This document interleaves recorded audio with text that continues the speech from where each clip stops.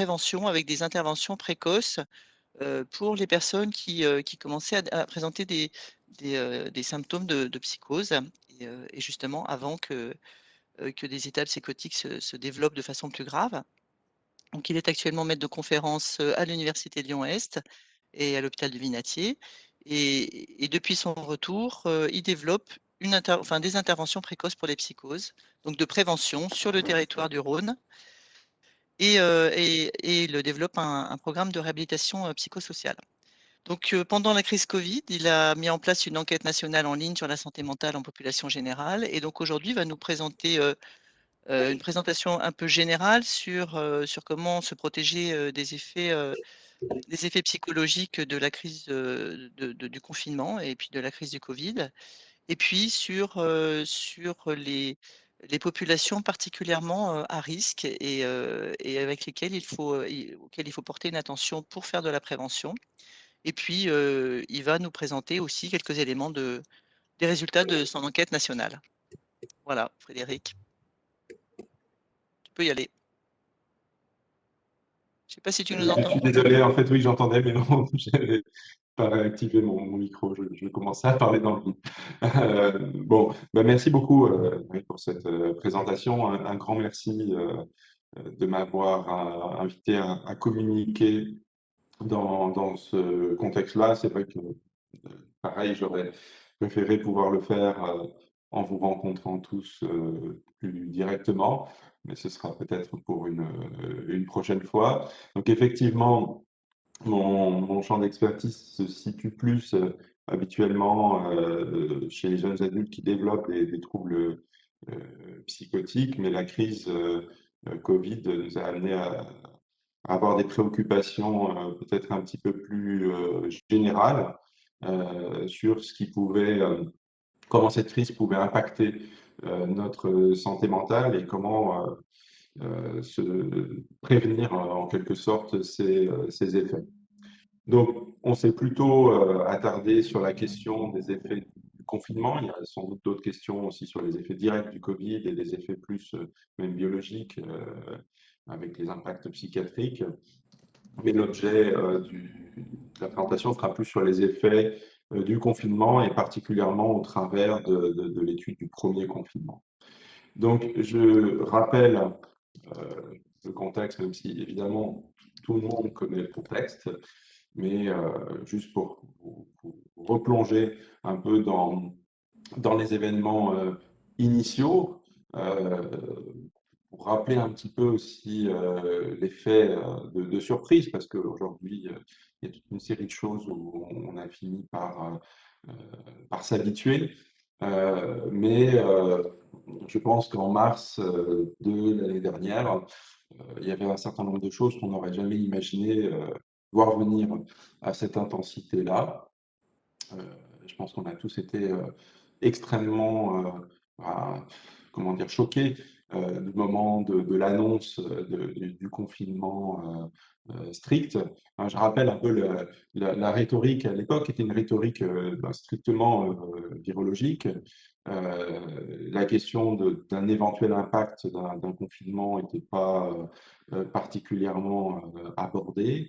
La question était strictement virologique, donc on peut tout à fait comprendre, hein, c'est normal. Les modèles qui étaient avancés, c'était des modèles de dispersion virale, qui étaient des modèles mathématiques, un modèle de Ferguson, où si on ne faisait rien, on allait se retrouver avec un nombre de morts considérable, plusieurs centaines de milliers de morts en Angleterre, au Royaume-Uni, des millions de morts aux États-Unis. Et l'idée, c'est qu'il fallait éviter que les choses explosent, avec un argumentaire en France qui a été beaucoup autour du fait que euh, finalement, on ne pourra pas éviter une certaine dispersion, mais la question de la cinétique doit être maîtrisée, notre capacité de soin étant relativement restreinte, enfin en tout cas pas adaptée à ce genre d'événement. Donc il fallait ralentir la courbe pour pouvoir avoir la capacité à prendre en charge, réanimer. Donc, on a eu ce fameux discours du 16 mars où on nous a annoncé donc un confinement strict. Je pense qu'on s'en rappelle un peu tous. Donc avec une période qui s'est progressivement allongée de proche en proche.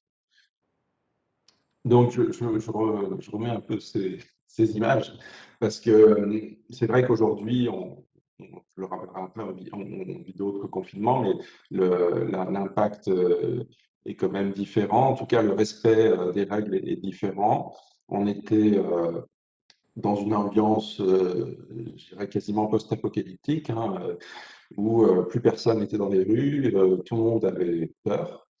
Euh, voilà, enfin, j'ai souvenir, enfin, moi j'avais la chance de pouvoir travailler, mais dans mon hôpital, les patients étaient confinés dans les unités, on ne pouvait plus circuler dans le parc, on était quasiment, voilà, on a l'impression qu'il y a eu une attaque nucléaire, c'était assez impressionnant. Bon, ensuite, voilà, vous avez bien en tête ces étapes ultérieures, mais le point important, c'est que je pense, voilà, progressivement, il y a une ouverture qui a été progressive, hein. Je pense que l'idée aussi, c'est que changer brutalement de comportement, passer d'une restriction totale à une ouverture, c'était quelque chose sur lesquels il y a eu un certain nombre de points d'alerte. Et donc, au-delà des aspects de contrôle virologique, même au niveau des comportements, il paraissait important d'être assez progressif. Euh, je cite pour exemple les addictologues qui craignaient des overdoses massives au moment du déconfinement, avec à nouveau accès de façon plus franche à certains produits. Ensuite, voilà, enfin, on a pendant une période un petit peu, on a cru que les choses allaient être réglées, où on a repris une vie normale. Et ensuite, voilà, enfin, à nouveau, des restrictions sont revenues progressivement. Euh, je cite l'exemple des universités où le distanciel a pris une place de plus en plus importante, puis un nouveau confinement au mois de, enfin à l'automne, ce qui était assez aussi logique avec les fluctuations saisonnières épidémiques qu'on connaît. Et puis, voilà, enfin, des confinements par phase et à nouveau reconfinements locaux, puis par département, puis au niveau maintenant national. Bon, ces mesures, elles sont sur un plan virologique efficaces, mais ce qui n'était pas appréhendé au départ et ce qui aujourd'hui l'est beaucoup plus, c'était le bouleversement social que ça pouvait entraîner. Alors bien sûr, enfin voilà, j'ai mis ces diapositives, les bouleversements sociaux pour certains, et on l'a entendu de la bouche de certains collègues, en fonction en fait de leur situation. Certains ont vécu ça comme une, entre guillemets, une parenthèse dorée, le fait de finalement être un petit peu plus chez soi, profiter d'activités en cercle restreint, se concentrer sur soi. Quand on avait un espace extérieur, profiter du jardin, voilà, enfin, des choses que j'ai entendues de certains collègues et qui pouvaient diffuser dans certains médias. On peut imaginer que certaines populations étaient plutôt, finalement, ont plutôt bien vécu cette période-là. Mais à côté de ça, maintenant on commence à avoir quelques données. Il y a des questions beaucoup plus alarmantes hein, d'un point de vue de ce que ça a pu avoir comme impact social. On voit sur la courbe à droite progressivement, euh, même assez, enfin, ceci dit, assez rapidement, une chute d'activité chez un grand nombre de salariés et des choses beaucoup plus dramatiques avec et ça, c'est des données qui sont en cours de publication, mais qui ont été déjà médiatisées, sur l'augmentation des hospitalisations pour violence en France, hein, des augmentations très importantes chez les jeunes enfants, une augmentation des interventions policières pour violences, notamment violences conjugales, des gros impacts sur les interactions sociales. Alors, c'est des choses que j'ai pu moi-même observer au niveau, par exemple, des urgences psychiatriques, où on se rendait compte que des personnes qui n'auraient probablement pas, enfin, qui étaient pas forcément très bien par ailleurs, mais qui avaient une certaine vulnérabilité et qui, du fait de ne plus pouvoir bouger, d'être en situation euh, comment dire, très proches de leurs voisins qui faisaient du bruit. Ben, il y avait des conflits de voisinage, de la persécution. Enfin, je me rappelle encore une garde où quelqu'un qui était juste une personnalité, on va dire, assez fragile, parfois un petit peu méfiante, qui se retrouvait en permanence à côté de ses voisins et qui finissait par se dire bon, maintenant ça suffit, je sors une hache et je vais tuer tout le monde parce que je peux plus supporter ça. Voilà, bah ça c'est un exemple de quelqu'un qu'on a dû hospitaliser pour éviter quelque chose de dramatique. Alors, on avait déjà quelques données des, euh, d'épisodes épidémiques précédents, par exemple l'épidémie de SARS, l'épidémie d'Ebola, avec des confinements qui s'étaient faits sur certains pays ou certaines régions des pays, bah, par exemple en Afrique de l'Ouest, au Canada, en Asie du Sud-Est.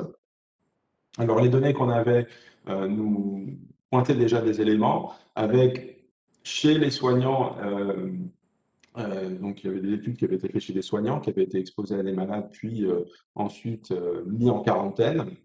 On observait bah, des manifestations d'épuisement, de détachement, et puis au moment du retour à l'activité de soins, une anxiété face aux patients fébriles, hein, une espèce de stress d'évitement, jusqu'à avoir des états de stress post-traumatiques avec des flashs, des ruminations, des épisodes de dépression qui ont pu même être mesurés bien à distance, et ça j'insiste sur ce point-là parce que je pense que la vigilance, elle est pour ces prochaines années. Euh, donc, de la dépression à 3 ans chez une cohorte de soignants exposés, non exposés en Asie du Sud-Est, des, euh, des comportements addictifs qui étaient augmentés, divers symptômes généraux. Alors, ce qui est intéressant, c'est que déjà, il y avait un certain nombre de facteurs qui étaient prédictifs de ces manifestations, hein. Il y avait la durée de la quarantaine, la fiabilité des informations délivrées par les autorités, la disponibilité des ressources essentielles. Rappelez-vous, les magasins dévalisés, des rayons vides. Alors, il y a eu quelque chose de très, enfin, qui a été vécu comme très inquiétant au niveau de la population générale. Et puis des protocoles clairs avec un début, une fin, des règles qu'on comprend bien. Ça, c'était quelque chose qui était dans enfin, les années précédentes, qui avait été observé dans ces autres confinements. Et puis finalement, on verra qu'on retrouve un certain nombre de ces points-là. Donc, dans ce contexte-là, bah, on était tous un peu bouleversés par ça. La question, c'était aussi de se rendre utile. J'y reviendrai un petit peu tout à l'heure, mais on était dans enfin, moi, j'ai une activité hospitalière, ambulatoire.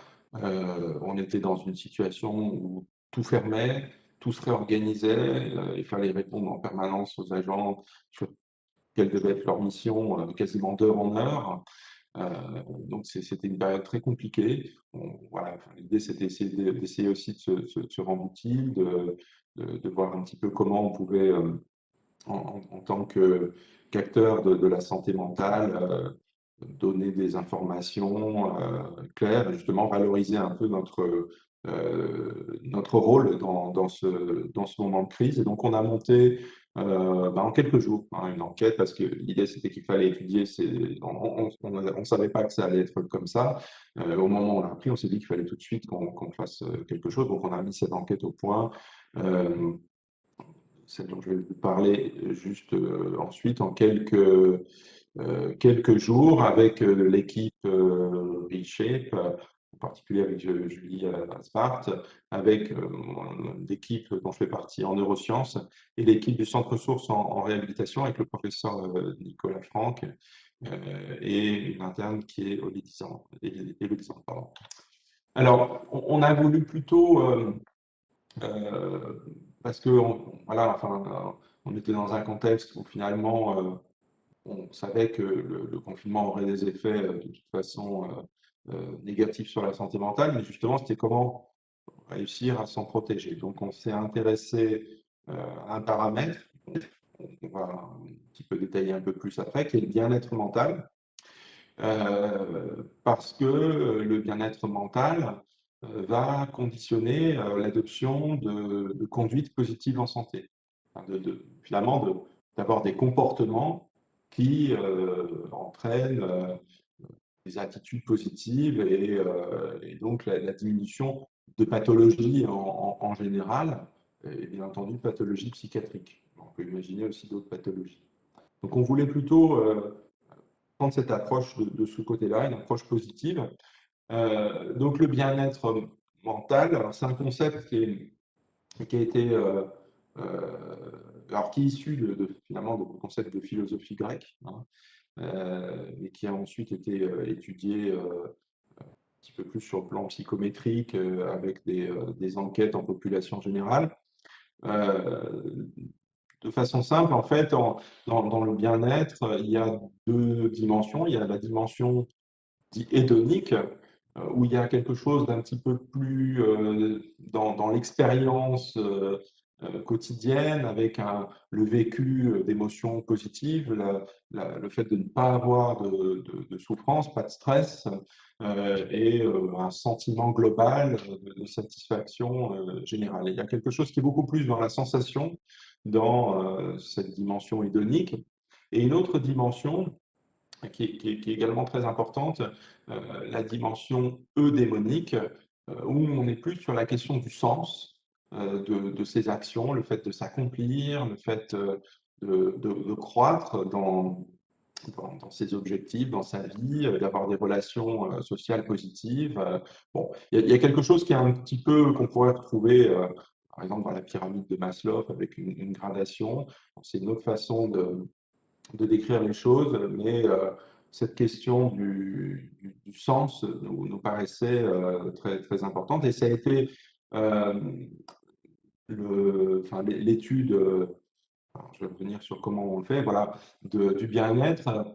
Elle s'est faite il y a quelques années en population générale à l'aide d'un outil qui a été construit par une équipe de Warwick, qui est la WEM-WPS, avec une très grande enquête en Écosse sur le bien-être des populations, ses déterminants, avec l'idée justement de promouvoir le bien-être hors situation Covid, mais plus en travaillant sur le contexte social, sur l'emploi, sur euh, des questions autour des consommations de produits, enfin, voilà, enfin, divers éléments. Mais en tout cas, c'était plutôt de la santé mentale, prévention en population générale, cette échelle. Puis, elle avait été traduite par le professeur Franck il y a quelques années, ce qui nous permettait aussi d'avoir des scores. En fait, cette échelle a un score global qui évolue de 14 à 70. Donc, plus le score est élevé, au meilleur est le bien-être. Et il n'y a pas forcément un score qui dit normal, pathologique et tout ça, mais on a quand même des chiffres qu'on retrouve dans diverses populations. Grosso modo, on est entre 50 et 52, on va dire plutôt 52 dans une population générale qui va plutôt bien. Chez les personnes qui ont des troubles psychiatriques sévères, par exemple, dans une population qui a des troubles schizophréniques, ça a été mesuré, on se retrouve plutôt entre 42 et 44. Voilà, pour donner un petit peu une idée. Notre objectif, c'était donc d'évaluer le bien-être en population générale française et puis de comprendre quels en étaient les facteurs associés d'un point de vue sociodémographique tout simplement, ou alors dans ce que les gens avaient pu réorganiser dans leur vie pendant le confinement, d'évaluer l'impact des consommations de substances, enfin, diverses consommations, et puis de voir, et ça c'est quelque chose qui a été un petit peu plus difficile parce que les gens au début ont beaucoup répondu à l'enquête, puis un petit peu moins, mais on a quand même des données intéressantes, quelle était l'évolution au cours du confinement. Donc, on a dû faire assez rapidement, hein, ça a été, pour mettre ça en place en quelques jours, c'était pas forcément évident de faire une enquête avec un suivi prospectif, avec des données nominatives. Donc, on a fait, c'était une enquête anonyme en population générale, où on a lancé plusieurs fois, avec une communication dans les médias sociaux, dans les journaux. Alors, c'est le professeur Franck a beaucoup participé à cette communication. Il y a eu, enfin, on faisait le point il y a encore, enfin, je dirais à quelques mois du lancement, il avait dépassé le seuil des 100 interviews en citant cette enquête. Et donc, ce qui explique qu'on a eu, je pense, un très grand nombre de réponses. Et puis, beaucoup d'acteurs, beaucoup de collaborateurs ont largement diffusé cette enquête. Donc, on a commencé le 25 mars et les données se sont accumulées jusqu'à la fin du confinement. Bon, il faut aussi savoir que globalement, voilà, les principales analyses sont vraiment dans les premiers temps. Donc, qu'est-ce qu'on mesurait? Bah, les données socio-démographiques, âge, sexe, profession, voilà, des choses de cet ordre-là, le bien-être, le stress, les antécédents psychiatriques, parce qu'on pensait que certaines populations pouvaient être particulièrement vulnérables, et puis bah, dans quelle situation les personnes étaient au moment du confinement. Est-ce qu'ils étaient chez eux? Est-ce qu'ils avaient dû, je ne sais pas, aller quelque part d'autre? Est-ce qu'ils étaient avec des enfants? Est-ce qu'ils travaillaient? Est-ce qu'ils télétravaillaient? Est-ce qu'ils avaient un grand logement, un espace extérieur? Est-ce qu'ils pouvaient faire du sport? Est-ce qu'ils pouvaient lire? Enfin voilà, il y avait toute une série de choses comme ça qu'on demandait. C'était un questionnaire, on s'est basé en fait sur les données de la littérature pour le monter. Et puis, on l'a confronté à plusieurs acteurs, hein, avec un comité mixte, avec finalement des personnes de la société civile, mais aussi des collègues chercheurs, psychiatres, addictologues, et on a également consulté des représentants des usagers des services de santé mentale. Donc voilà les analyses réalisées qu'on va un petit peu détailler, avec des déterminants généraux du bien-être, la question des consommations, l'évolution pendant les semaines de confinement et le cas particulier des jeunes adultes. Alors, on va commencer par les déterminants généraux. Donc, dans cette première analyse, donc, on avait eu un très grand nombre de réponses, mais on avait pu, sur près de 20, ouais, dans les 20 000 questionnaires, finalement, en analyser que 11 391, qui est quand même assez important. On avait une population hommes-femmes relativement équilibrée, un peu plus de femmes, ce qui est assez courant dans les enquêtes, hein, quand il n'y a pas d'échantillonnage. Un âge moyen qui était un peu moins de la cinquantaine, et puis donc des personnes qui avaient pour majorité un espace extérieur. Donc on a conscience que c'est peut-être un petit peu biaisé, mais voilà, on avait quand même différentes catégories. Et puis des personnes qui étaient majoritairement confinées avec quelqu'un, et à peu près la moitié qui travaillait, dont une grosse partie télétravaillait. Alors, qu'est-ce qu'on retrouvait hein, sur les facteurs associés au bien-être? Alors, la moyenne était en dessous, un petit peu en dessous de ce qu'on retrouve en population générale hors confinement. Mais quand on regardait dans certaines populations, c'était beaucoup plus bas. Et finalement, qu'est-ce qui était associé à un moins bon, à un meilleur bien-être? Voilà. Ben, c'est le fait d'être un homme, d'être en couple. Donc les femmes avaient un moins bon bien-être pendant cette période, d'avoir un bon niveau d'études. Les personnes retraitées, les soignants hein, étaient avec un meilleur bien-être. Alors ça peut poser question parce qu'on peut imaginer, bah oui, que c'était une période stressante, mais rappelez-vous, on était dans une période où à chaque fois, à 20 heures, tout le monde applaudissait les soignants. Enfin, il y avait quelque chose qui était aussi très motivant du côté du sens qu'on pouvait se donner. La fréquence des contacts sociaux était également quelque chose de très important. Par contre, les sujets plus jeunes, en dessous de 30 ans, les étudiants, les personnes qui habitent dans des petites surfaces, sans extérieur, aussi les personnes ayant un enfant jeune à domicile, qui soit télétravaillaient ou étaient sans emploi, étaient particulièrement à risque. Sur la question des étudiants, c'était des choses qu'on avait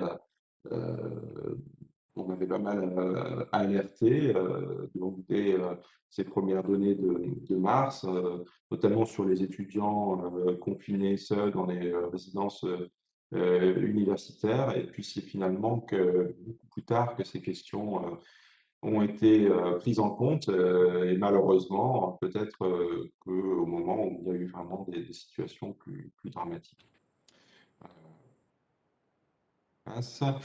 Les questions des consommations nous ont aussi particulièrement préoccupés, parce qu'on s'est dit que quand on brutalement on changeait l'environnement, on modifiait les comportements, on empêchait les personnes de se déplacer, ben on allait, je pensais qu'il y avait un certain nombre de, de, de, de comportements fondamentaux qui allaient se modifier avec toutes les questions autour de l'alimentation, la gestion de nourriture très calorique, les consommations d'écran, puisqu'il n'y avait plus de contacts sociaux.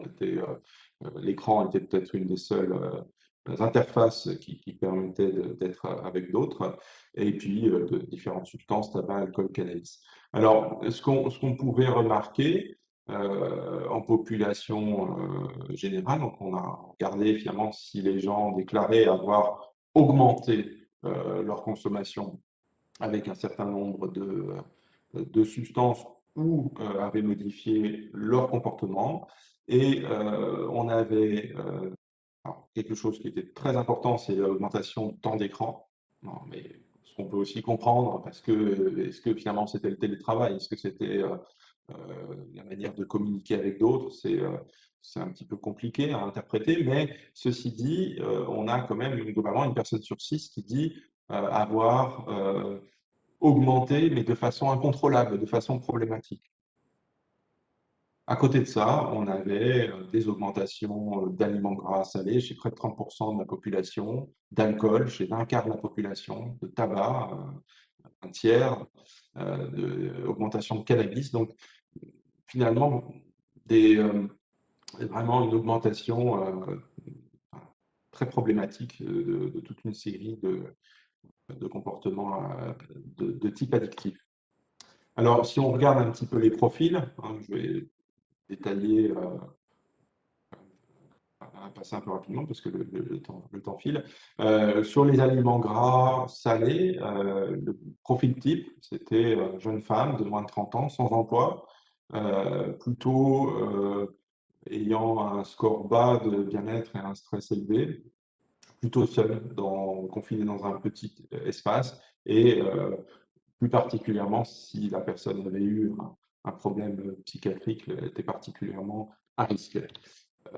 Les consommations d'écran, également les femmes. Hein, je pense que cette étude, enfin, il faut comprendre que les femmes ont particulièrement souffert du confinement. Hein, de femmes plutôt célibataires, plutôt actives, avec un niveau d'éducation élevé, mais là aussi, score de bien-être bas, stress élevé. On voit que le bien-être est quand même très déterminant de ces comportements. Confinées seules, plutôt en milieu urbain, là aussi sans extérieur.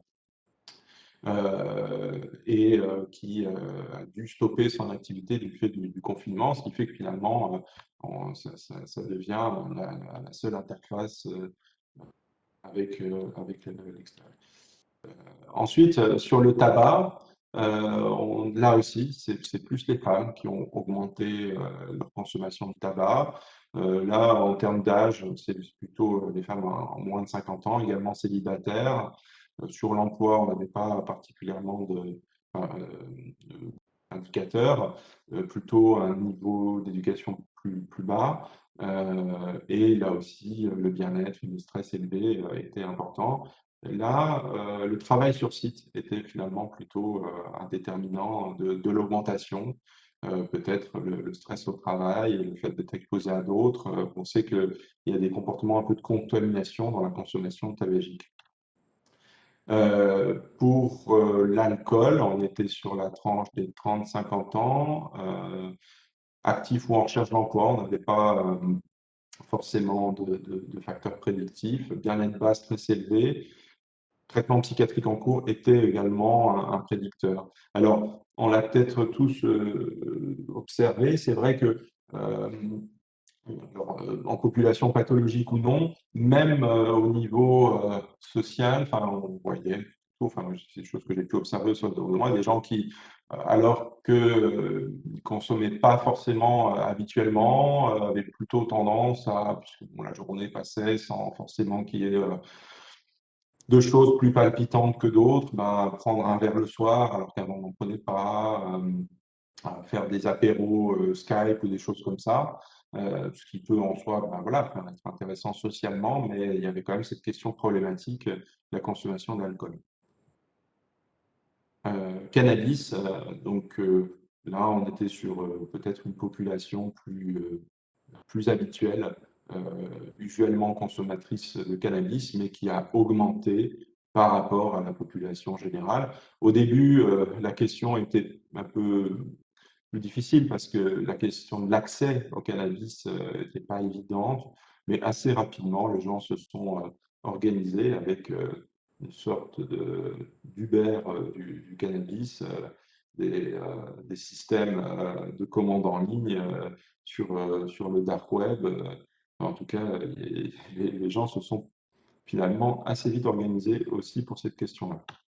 Alors, l'évolution, au cours de toute cette période des 8 semaines, qu'est-ce qui expliquait la dégradation du bien-être? Bah, finalement, l'avancement dans le confinement.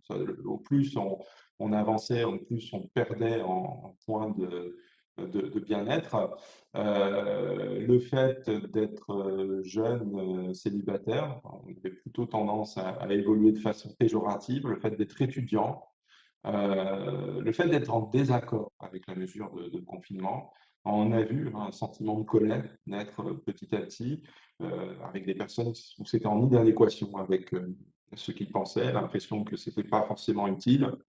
Et du coup, une dégradation du bien-être, l'impression de quelque chose qui devient vide de sens, un mécontentement par rapport aux informations, toujours le manque d'accès à l'extérieur. Finalement, là, on a vu vraiment croître les inégalités hein, par rapport au confinement. Et puis le télétravail qui, bon, au début, pouvait peut-être être un petit peu confortable pour certains, mais de plus en plus était quelque chose d'envahissant, qui désorganise les rythmes et donc un facteur de dégradation de la santé mentale.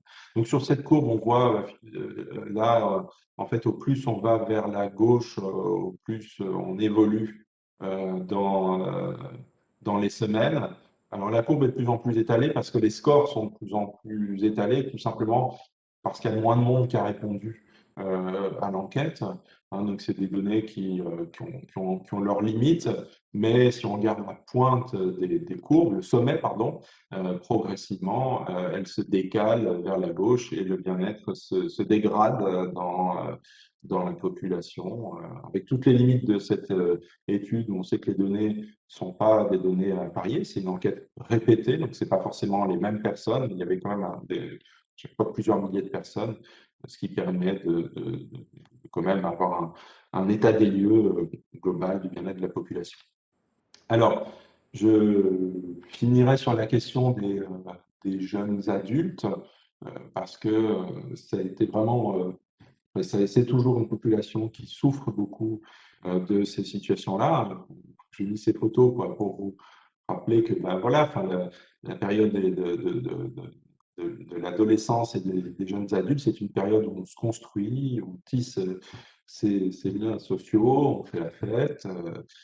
Donc c'est aussi quelque chose, alors si on regarde d'un point de vue euh, plus scientifique, si on regarde les données sur le plan cognitif, alors ce diapo est peut-être un petit peu compliqué, mais il y a toute une série de processus cognitifs qui continue à se développer tout au long de la trajectoire de vie et jusque l'âge d'un adulte, en général jusque à peu près 25 ans, où toutes les questions de la compréhension d'autrui, de la reconnaissance des émotions faciales de l'autre, hein, la question de porter un masque n'est pas anodine, la question de la compréhension des intentions d'autrui, c'est quelque chose qui continue à se construire au-delà de, de 18 ans. Bah, si vous prenez un petit peu de recul sur vos trajectoires de vie, la manière dont vous conceviez le monde à ce moment-là, pour ceux qui sont un peu plus âgés dans l'auditoire, n'est pas la même qu'aujourd'hui. Et la manière dont vous comprenez les liens sociaux n'est pas la même. Et aujourd'hui, nos jeunes se construisent bah, dans un environnement qui est celui que vous connaissez tous. Pourquoi on a ces phénomènes-là? Alors, je passerai vite là-dessus, mais tout simplement parce que la particularité du neurodéveloppement humain est de ne pas se finir au moment de la naissance, mais de perdurer tout au long de l'histoire de vie jusqu'à à peu près 25 ans, où un certain nombre de cortex continuent à maturer, à se développer, en particulier les régions préfrontales et temporales. Et ces régions sont très importantes dans le décodage de la compréhension d'autrui, dans tous les processus dits de cognition sociale. Et donc, ils se développent en interaction avec les stimulations de l'environnement, et en particulier les interactions sociales. Alors, c'est ce qui explique que ces processus neurodéveloppementaux étalés, c'est ce qui explique aussi qu'une grande partie des troubles psychiatriques sévères émergent euh, de façon reliée à ces processus dans le temps. Par exemple, les régions frontales, préfrontales maturent au moment de l'adolescence à peu près, et cette maturation se poursuit jusqu'à 25 ans, et les troubles bipolaires, les troubles schizophréniques, les troubles dépressifs majeurs émergent à peu près quelques années après que ces processus aient commencé cette phase maturative, c'est-à-dire autour de 8 ans à peu près. Hein. Donc, on pensait que une des populations qui étaient les plus à risque parmi la population générale, c'était les jeunes, et en particulier ceux qui avaient déjà connu des troubles psychiatriques. C'est-à-dire qu'à la fois, bah, ils étaient dans cette période de construction, et en même temps, cette construction avait déjà été fragilisée par d'autres paramètres environnementaux préalables, et donc on devait être particulièrement vigilant. Donc on a extrait une sous-population donc, de 439 jeunes qui avaient des troubles psychiatriques. Ceux qui avaient un suivi en cours avaient une perte de quasiment plus de 10 points hein, de bien-être. Un suivi passé, également une perte un peu moins importante. Ce qui était le plus altéré, c'était vraiment le sentiment d'utilité. C'était une population qui avait un niveau de stress très important. Avec bah, des facteurs péjoratifs qui étaient bah, le niveau de stress, justement l'insatisfaction par rapport aux informations, la difficulté à régler ses rythmes, veille-sommeil, à établir des routines. Hein, finalement, les jours avaient plus d'organisation, complètement anarchique. Certains bah, voilà, avaient un traitement psychotrope, ce qui est un facteur plutôt euh, péjoratif. Enfin, question de l'œuf ou la poule est un peu compliquée. Les facteurs positifs, c'était de travailler sur site pour ceux qui travaillaient, plutôt qu'en télétravail. Le fait d'avoir une activité sportive, notamment quand cette activité était de 30 minutes, voire 1 heure, d'avoir connaissance de techniques de gestion émotionnelle, d'avoir un soutien de sa famille, de collègues, d'amis. Donc, c'était quelque chose qui était particulièrement important et euh, qu'on a beaucoup, c'est des données qu'on a beaucoup exploitées dans l'organisation des soins parce que finalement, les premières phases au niveau de l'hôpital psychiatrique, c'était de supprimer tout l'ambulatoire, de ne faire que de la téléconsultation et se concentrer sur les circuits hospitaliers. En fait, la crainte majeure, hein, c'était le discours on avait retrouvé dans des papiers en Asie du Sud-Est, qui disaient bah, les malades psychiatriques ont beaucoup plus de mal à ajuster leur comportement et les hôpitaux sont des foyers épidémiques. Et donc, il faut à tout prix contrôler les comportements, enfermer les gens dans leur chambre, enfin des choses très, très, très restrictives. Donc, on a dû voilà, enfin, tout en respectant les libertés individuelles, mettre en place des choses très très strictes à l'hôpital. Mais ce qui a concentré toute l'énergie des soignants, des hôpitaux, hein, il faut savoir qu'un hôpital psychiatrique, théoriquement, hein, c'est à peu près 80% d'ambulatoire. C'est-à-dire qu'ils sont tous rattachés à l'administration pour le Vinatier, par exemple, du Vinatier, mais ils sont sur des sites extra-hospitaliers. Là, je vous parle, par exemple, je suis dans un site qui est en dehors de l'hôpital. Mais là, l'idée, ça a été de concentrer toutes les forces dans les lits. Donc, voilà, enfin, euh, s'assurer, en plus avec l'idée que les soignants allaient être malades, que ça allait être compliqué, pour contrôler l'épidémie à l'intérieur des lits. Rapidement, les gens se sont rendus compte que c'était compliqué et que finalement, si on faisait ça, bah, les gens n'auront plus de réponse à l'extérieur et allaient être complètement désœuvrés. Et donc, il y a eu un certain nombre de recommandations sur des dispositifs de suivi de la file active, de faire en sorte que, bah, à l'issue d'une hospitalisation, les gens aient une réponse et un suivi. Le fait d'accueillir les nouvelles demandes, d'avoir des prises en charge organisées, de soutenir les aidants.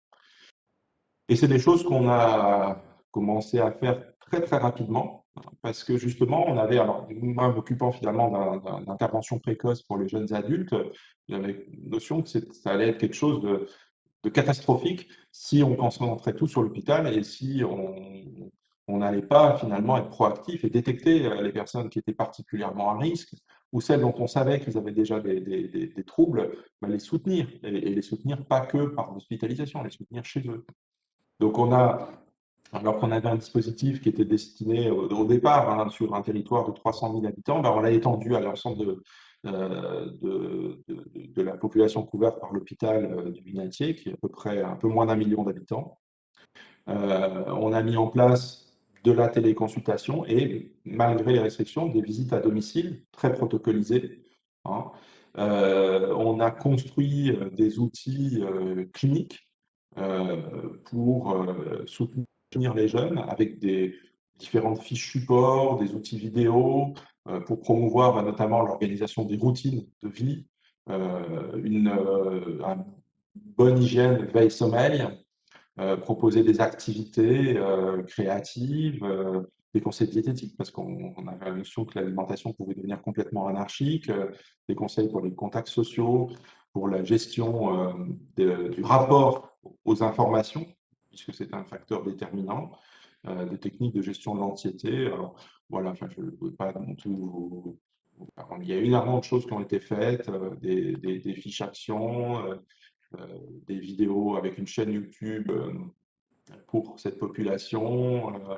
Beaucoup de choses sur le sport aussi, pour promouvoir l'activité physique.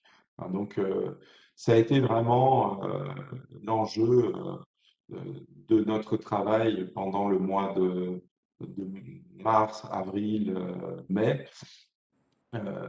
Et donc, ensuite, la question, ça a été de maintenir cette offre de soins avec un hôpital qui souffre, des soignants qui sont de moins en moins nombreux, des médecins difficiles à recruter.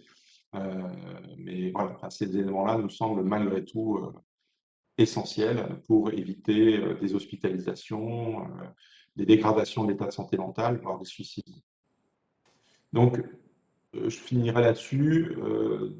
Des initiatives se sont ensuite poursuivis pour être vraiment proactifs avec, sur le territoire du Rhône, donc une cellule d'écoute pour les professionnels et pour la population générale, la création d'une plateforme, de pour toute personne qui sera en détresse psychologique, avec une large plage d'accès. Vous voyez, 7 jours sur 7, là, ces affiches, on les trouve dans toute l'agglomération lyonnaise.